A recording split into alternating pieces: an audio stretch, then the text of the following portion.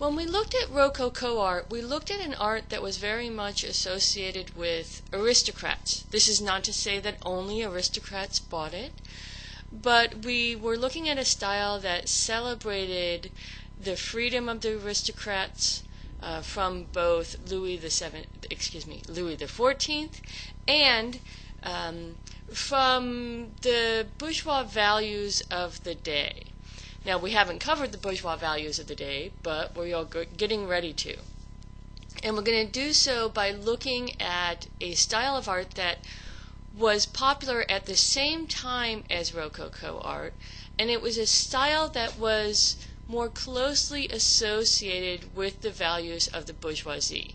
And once again, I want to emphasize that this doesn't mean that only the bourgeoisie bought this or that all the bourgeoisie liked this style, but you were basically reflecting your attitude towards the world and how you felt people should live in France at that time in your choice of art. So you could celebrate the pleasures of life without any stress on moral value, well, just celebrate the pleasures of life by having those nice colore Rococo paintings of people wooing each other. Or you could say that life was a very serious proposition and that there were things to be done, and if you felt that way, then you probably would have preferred the bourgeois realist style. Okay? And to some extent, this also played into how people felt about art. Did they feel that art was supposed to be something that was there to be enjoyed and to decorate their home and to take them away from the world and its obligations? Or did you feel like everything in your life had an impact on how society was run? And if you were very serious about art as well as very serious about how you impacted the society around you, chances are you would be a big fan of bourgeois realism. Now, one of those people who was a big fan of bourgeois realism was a man named Diderot. And Diderot was the editor of the first encyclopedia. He took on that project because he felt it was very important to increase the knowledge of the world and to have an impact on how people thought. So rather than relying on superstition or tradition, that you would build your knowledge base and your decisions and beliefs would be based more on fact, or at least what we thought was fact. And Diderot was a huge fan of an artist named Chardin. Chardin did a lot of paintings of people at work. This is radically different from the subject matter of Rococo paintings where they showed people at leisure. And the people he showed working were not aristocrats. These were bourgeois individuals. So individuals of the middle class. And we're looking at two images here, girl peeling potatoes and the return of the market. These are a little light for Chardin. Basically, they're just showing what people did on an everyday basis, but they feature these very cute young women. What I want to draw your attention to here is how these were painted. Look at all the crisp lines included. Chardin, by and large, is going to be a disegno painter. Every once in a while he'll put in a colore flourish, but for the most part he is a disegno painter. Also, look at the colors. These colors are much more drab, more like earth tones, or at least muted tones, and not the light pastels of Rococo. The lines, you get lots of horizontal and vertical lines here, creating a sense of stability, as opposed to the twisting lines of Rococo or the diagonal lines that are prominent in Rococo. So you have a very different painting style. A lot of Chardin's work featured moralizing messages, and these are a little hard for us to read now, but with a little historical context you can understand that. It's very likely that Chardin was heavily influenced by Dutch paintings, where you had those moralizing genre scenes that taught you how to behave or how not to behave. And he did a lot of images of young boys like in Soap Bubbles or House of Cards or The Governess. And these young boys are typically doing something that is not worthwhile, something that does not lead to the greater good, that does not increase the family's stability. And for the bourgeois of this period, that was a bad thing. I know we have different ideas about how children are supposed to be raised now, and there is a belief that some kind of joy and pleasure in life is an important aspect of childhood, but that was not the case in the 18th century. So you have these boys who are doing things like blowing soap bubbles. Soap bubbles burst. They are useless. Or building a house of cards. Chardin and his contemporaries did not see that building of a house of cards as some kind of learning of engineering. They saw it basically as a waste of time because the thing would collapse. In The Governess, you see a boy, and he is being scolded by his governess. And I want to point out that the governess has needlework by her side. And this is a big deal because needlework was sort of a symbol of a good woman. Whenever you had leisure time as a woman, you were supposed to take up your needlework. You would either do something useful like darn the stockings or something, or you would make sure that your hands were busy doing something. One of the most popular things to embroider at this period was the saying, idle hands do the devil's work. So basically you were saying, I am keeping my hands busy, I am not doing the devil's work. And that's what that little basket of needlework means. She's cleaning his hat. By the way, the world was a very, very stinky place, and the way a lot of clothes were cleaned at this time was to be brushed as opposed to be dipped in water and stuff. So she's washing his hat, and then she's scolding him because instead of doing important work like studying so that and learning his math or accounting skills so that he can add to the family wealth and stability, he has been playing badminton. Egad, playing badminton. They were also not huge fans of physical education. And building a house of cards. So he's been out just enjoying himself rather than doing something useful. And when a person who shared bourgeois values at this time saw these works, they would understand what was going on. Personally, my favorite Chardins are his still lifes. These are stunningly, beautifully painted. He captures texture in an amazing way.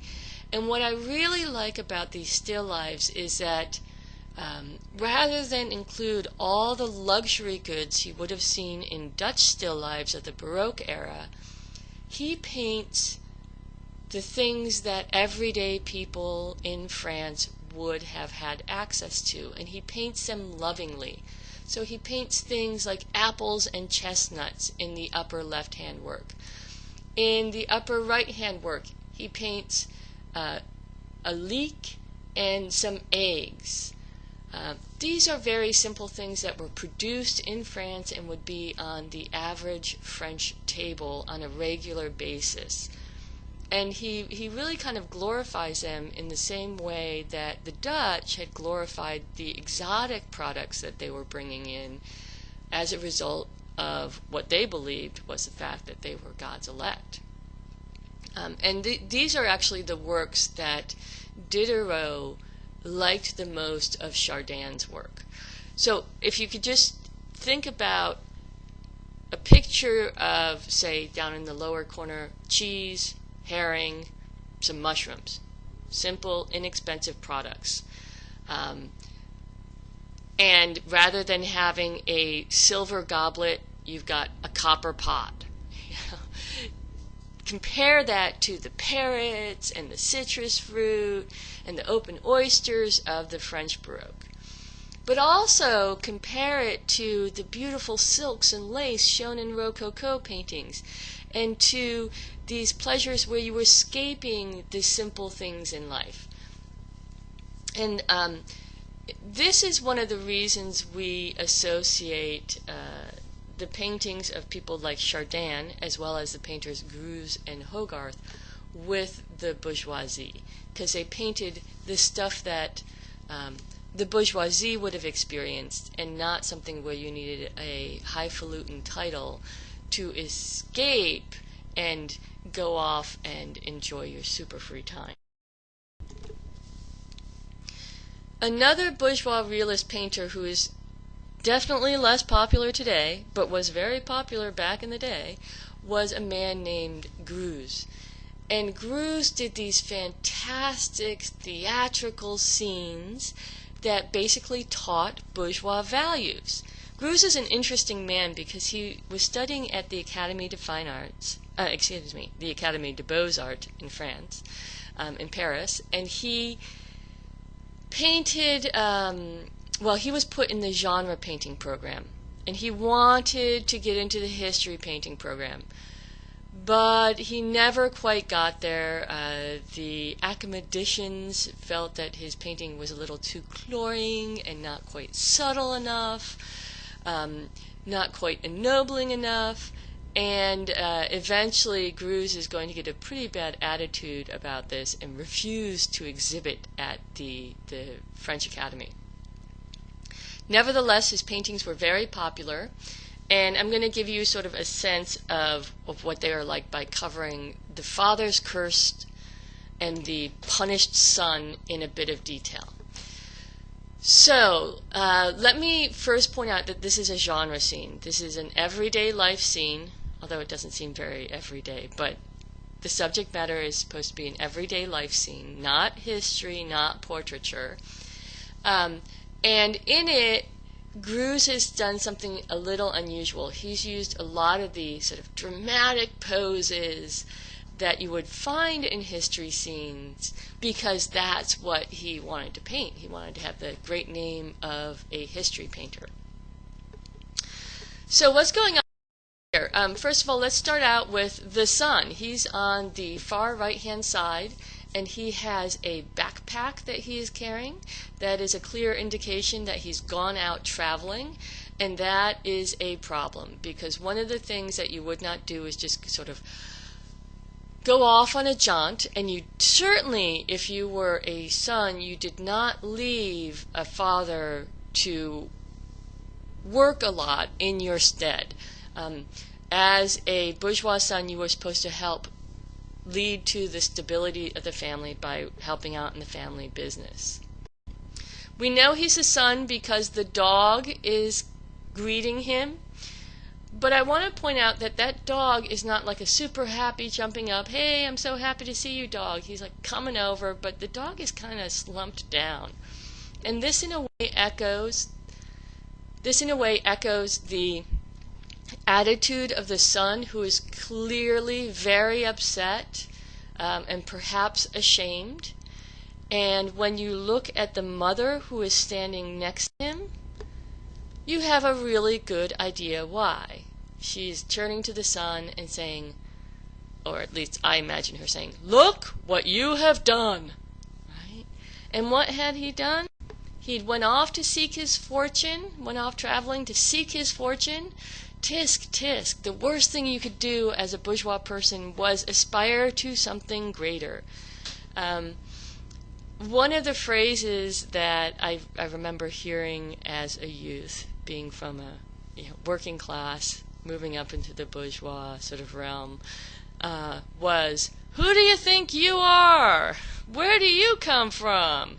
And this was basically my parents saying, No, you can't go out and buy $100 sweater. Are you crazy? That's, we earned that money. That's money that we have to use for the greater good of the family. And this son has not been content with his lot in life, has not been content with the lot of his family. He's gone off to seek a fortune.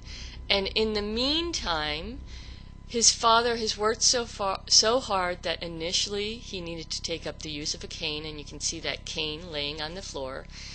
And then he died. And we know the father is dead because there's a bed warmer on the floor. This is this kind of thing that could hold hot coals that you would put in a bed. It had a big stick on it. And it's been pulled out of the bed because it's not doing anything now for the dad. So dad is dead, and if you have any doubt, look at the reactions of the rest of the children. They are these over-the-top, theatrical reactions. And I want to point out that while a lot of people associate these gestures with history painting of the period, they are also very similar to the kind of gestures we see in theater. Also, the way the painting is organized is very much like a stage. Everything's sort of taking place on it's sort of like a little shelf. There's not a lot of depth. And it's very likely that along with actresses' portraits becoming popular, we are seeing another influence of the increasingly popular theater on paintings here. So here you have this moralizing theme that says, do not go off to seek your fortune because you're going to kill dad. Just to show you another Greuze, here's the drunken father, and I'm sorry this image is a bit blurry. I couldn't get a really strong high resolution image. Greuze, by the way, is painting with that same crisp brushwork and the same muted or earthy colors that Chardin used, but the subject matter is definitely these moralizing messages. Clearly here we have a man who has drunk too much. Take a quick look at mom's face. You can tell she is very angry. Look at that dog. The dog won't even go near him. So man's best friend is mortified by the actions of his master. And then you have these two children holding out their hands, sort of like, Dad, let's have some food. Can we have some food, Dad? What do you have for us? One of the things you might not realize is that the man is wearing an apron which was especially associated with cobblers, people who made shoes. And look at this. This man has been spending so much money on his drink that the cobbler has not even made shoes for his own children. And also, look at the little boy's trousers. They're starting to pull off of him because he's lost so much weight. So, if dad drinks, the kids starve. They don't have shoes. So basically, this is a dad, don't drink message. Over in England, there was an artist who did some work that was similar to Greuze and Chardin in its spirit, and that artist's name was William Hogarth.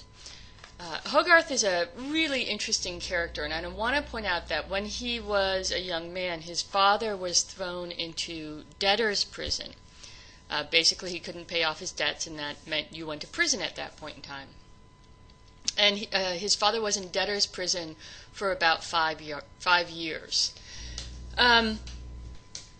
What Hogarth is known for is making series of images that are meant to teach a moral lesson. What I'm going to do is I'm going to show you the first series that he painted that was meant to teach this moral lesson. And in this case, this is a series that directly targets the ways of the aristocracy and promotes the bourgeoisie as a class that, as long as it keeps to its own core and values, will do well. So rather than go through and tell you this story myself, I'm going to just use what the National Gallery has put on their website and in the National Gallery Guide to tell you the story of marriage a la mode. And I want to point out that a la mode is a phrase that now we associate with getting ice cream on something, but it means of the style of the day or of the fashion of the day.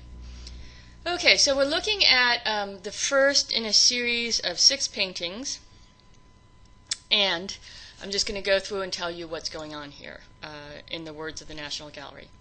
The story starts in the mansion of the Earl Squander. This is my own little aside. Note the really fun names they use here. Okay.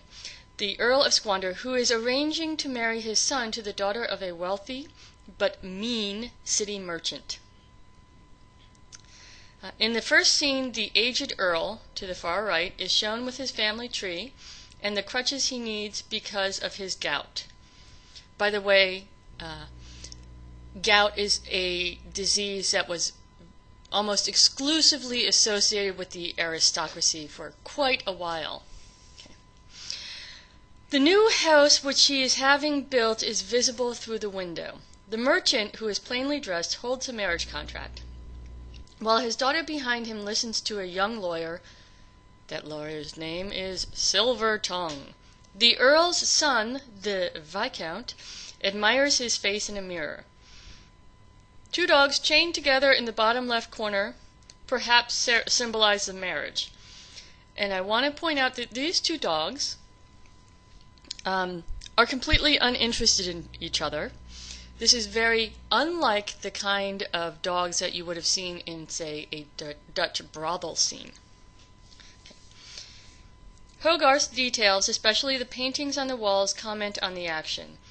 A grand portrait in the French manner on the rear wall confronts a Medusa head, denoting horror, on the side wall.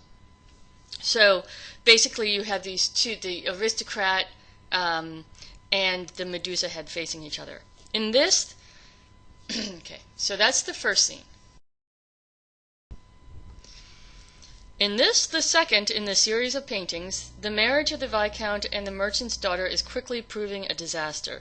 The tired wife, who appears to have given a card party the previous evening, is at breakfast in the couple's expensive house, which is now in disorder. The Viscount returns exhausted from a night spent away from home, probably at a brothel. The dog sniffs a lady's cap in his pocket. Their steward, carrying bills and a receipt, leaves the room to the left, his hair raised in despair at the disorder. The decoration of the room again comments on the action. The picture over the mantelpiece shows Cupid among ruins. In front of it is a bust with a broken nose, symbolizing impotence. The third scene takes place in the room of a French doctor, Monsieur de la Pilule. The Viscount is seated with his child mistress beside him, apparently having contracted venereal disease, as indicated by the black spot on his neck. Hogarth's symbol for those taking the mercurial pills, which were the only known treatment for this ailment. He holds towards the doctor a box of pills. Other boxes on the chair and in his mistress's hand suggest he is seeking an alternative remedy. An older woman holds a clasp knife. She appears to be the young girl's mother. The machine to the right, identified in the inscription on the open book, the machines to the right, identified in the inscription on the open book, are for setting a broken shoulder and drawing corks. A skeleton embraces a model in the cupboard behind the Viscount. So basically you have a shrink, and you can see the disorder and the lack of morality in the Viscount's life through the constant visit to brothels, the child mistress, and the venereal disease. The disease is definitely linked to love. That's why the skeleton is embracing the body in the cupboard behind. It's an embrace of death.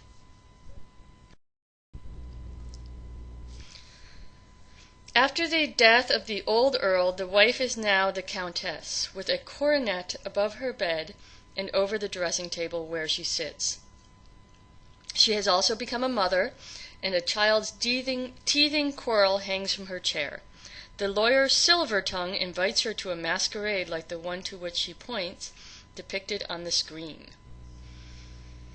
A group of visitors on the left listen to an opera singer, possibly a castrato, accompanying a flautist.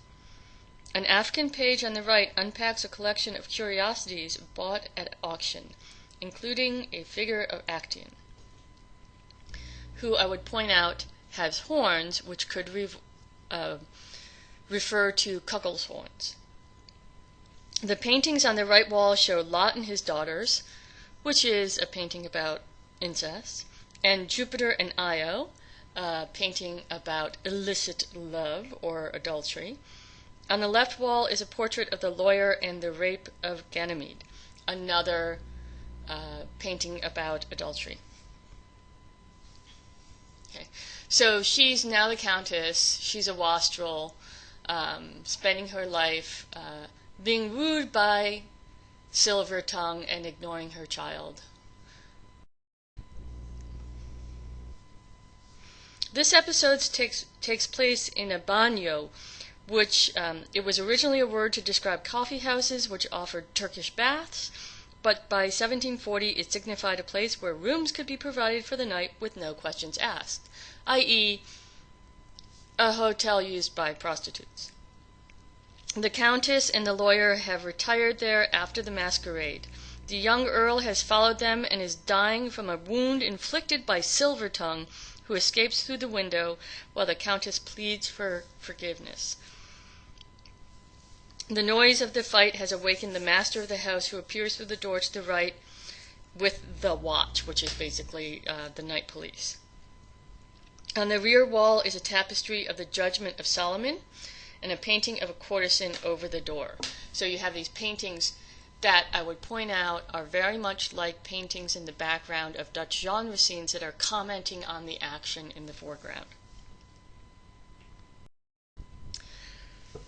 The final scene takes place in the house of the Countess's father. She has taken poison on learning that her lover has been hanged for the murder of the Earl, reported in the broadsheet at her feet. So her husband is dead, her lover is dead, she's poisoned herself. Her crippled child embraces her, and her father removes a ring from her finger as a suicide's possessions were forfeit. In the center, an apothecary remonstrates with the servant, whom he accuses of obtaining the poison. Through the window to the right is a view of the old London Bridge. A dog seizes his chance to make off with the frugal meal on the table. The paintings on the wall to the left are Dutch low-life scenes, indicating the taste of the woman's father, the alderman. Okay. Now, if you go through all these paintings, basically what we're starting with is a scene where a bourgeois daughter is married off to an aristocratic son. These were marriages that were becoming more and more fashionable with the growing Industrial Revolution. The bourgeoisie had a lot of wealth. The aristocracy's wealth was decreasing. They had privilege through law, but the long-standing source of their wealth had been natural resources.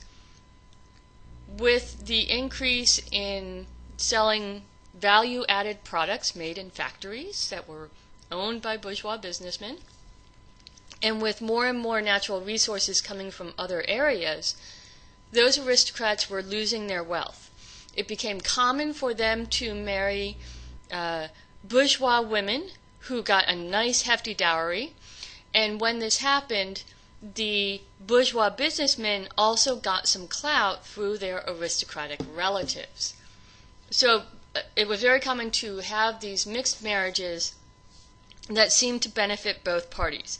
But what Hogarth is saying here is, if your nice bourgeois daughter marries an aristocratic man, she's going to lose her moral fiber, the things that were taught in those Dutch paintings on the wall, and end up poisoning herself because her lover has hung himself and her husband is dead. So you get this this really clear idea of what's going to happen when you step off the path of a good middle-class person and try to enter the aristocratic world. As you can imagine, there weren't a lot of people who would want 6 big paintings about how your life was going to go to crap if you married someone who was of a higher class. And when Hogarth painted these paintings, he wasn't painting them for a grand home that could hold them. Instead, he was painting them so that he could turn them into engravings. And he had started out his career as a goldsmith. He knew how to engrave, but after a while he's going to sort of send this work out for other people to do. By making these into engravings, he can sell sets of engravings that teach these lessons. You are going to have bourgeoisie who would want to have the portfolio of engravings, and it was not uncommon at the end of a nice little get-together to go through those engravings and sort of congratulate yourself and your family on how you were not like these wastrels. I think a far more clear image of the kind of moralizing tone that Hogarth took is the Stages of Cruelty. It's a horrific set of images if you're an animal lover like myself. But basically what we're doing here is we're looking at the acts of Tom Nero, who, as a young man, tortures small animals. And for Hogarth, that is his first step off the path. And for Hogarth, when you take one step off the path of morality, you are doomed. When he grows up, he has a horse and carriage that he uses for his income, but he doesn't like to feed the horse, and he beats the horse, and eventually his horse dies, and he loses that source of income. Now, he's a bad guy. He's mean to animals. He happens to have a girlfriend, and he convinces his girlfriend to steal from her employer. And when she does so, he then cuts her throat, because he's a bad guy. If he's going to be mean to people, he will eventually be mean to, if he's going to be mean to animals, he will eventually be mean to people too.